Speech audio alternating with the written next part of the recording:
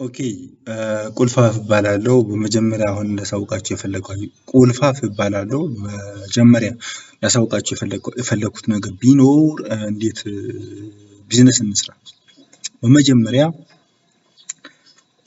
ቢዝነስ ለመስራት መለዋወጫ ገንዘብ ያስፈልጋል። ገንዘብ ወይም ብር የምንለው ደግሞ ሁለት አይነት ነው። አንደኛ የወረቀት ገንዘብ ነው። ሁለተኛ ደግሞ የብረት፣ የወርቅ፣ የመዳብ ኮይኔጅ ሜታል የሳንቲም ብረቶች የሚባሉ አሉ።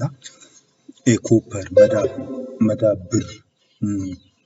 ብር፣ ወርቅ የሚባሉ ሳንቲም የሚሰሩ ኮይን የሚሰሩ ማዕድናት ብረቶች አሉ።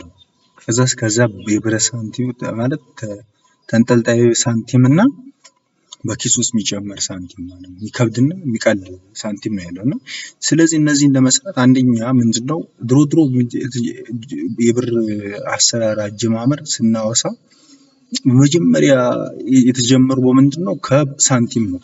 ከኮይን ነው፣ ከፍራንክ ነው። ከፍራንክ ነው የተጀመረው። ስለዚህ ፍራንክ እንዴት ተሰራ ነው። ፍራንክ እንዴት ተሰራ ካላችሁ ብረት ይቀልጣል፣ ግን እኔ አላቀልጥም። ብረት ቀልጦ አያውቅም። እኔ ብረት ነው የማቦካው። ስለዚህ በውሃ ነው የማቦካው፣ ብረትን በውሃ ነው የማቦካው እንጂ አላቀልጥም። እና እንደዚህ ሆኖ ሳንቲም ይሰራል። ከዛ ማተም ተደርጎበት ይጻፋል። ከዛ ይወጣል። ይሄ ሳንቲሙ ማለት ነው። ሳንቲሙ ግን ብሩስ እንዴት ነው? ብሩ ደግሞ ከፈለጋችሁ የወረቀት ገንዘብ ከፈለጋችሁ ወይ ቆዳ ወይ ብር ምን ታደርጋላችሁ? ታዘጋጃላችሁ በብሩ ሳይዝ። አሁን አብይ የሚሰራው ብር አለ አይደለ? ግን ይሄ ጉድ እንዳይሰማ አብይ ጠብቁት። እና አብይ የሚሰራው ብር አለና አብይ የሚሰራውን ብር ሳይዙን ለክታችሁ ወርዱንና ቁመቱን ለክታችሁ ቆዳ ወይም ወረቀትን ትገፋላችሁ፣ ትቆርጣላችሁ። ከዛ በኋላ ታስተካክሉና ካስቀመጣችሁ በኋላ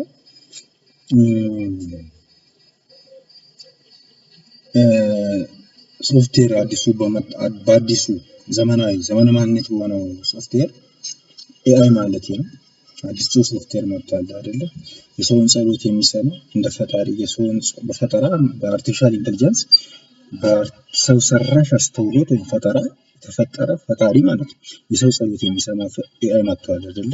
ምን ልርዳው፣ ምን ላድርግ እያለ የሚጠይቅ አስክ ኤኒቲንግ የሚባለው እዛ ሜሴጅ ቦክስ ውስጥ ገብታችሁ ጽፋላችሁ። ምን ብላችሁ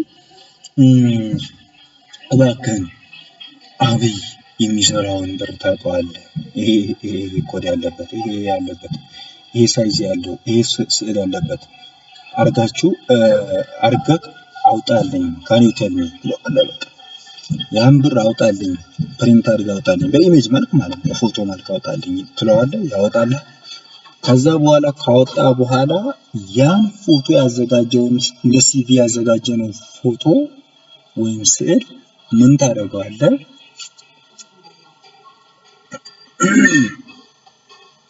በመጀመሪያ ምን ይላል?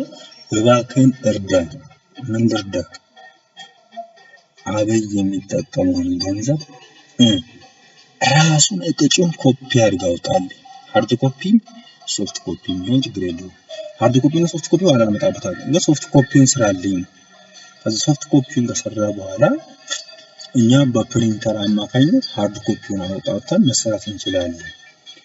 ግን ይሄ ነገር ምን ለሚችሉ ነው? ስዕል ለሚችሉ ብቻ ይሰጣል ተሰጥቶ። አሁን ስዕልም የሚስሉ ሰዎች በኤአይ ስራቸው እየተተካ ነው።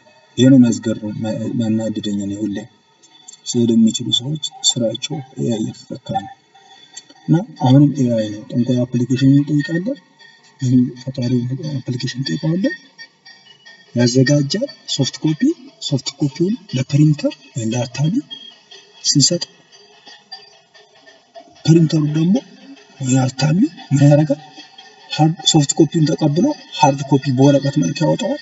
መጀመሪያ ያዘጋጀነው ቆዳ ወይም ደግሞ ወረቀት ብለናል። ሶስት እናስገባለን፣ ቀለም እየረጨ ወይ ደግሞ ማተም መልክ አድርጎ ቀለም እየረጨ ፕሪንት ያደርገዋል። ከዛ በኋላ አሳትሞ ያወጣል።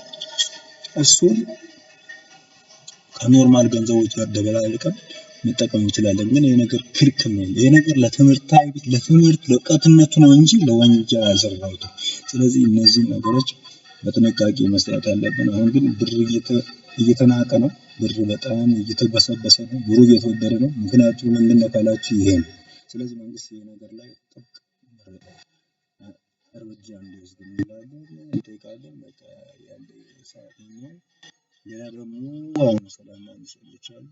ከነዚህ ውጪ ይበቃል።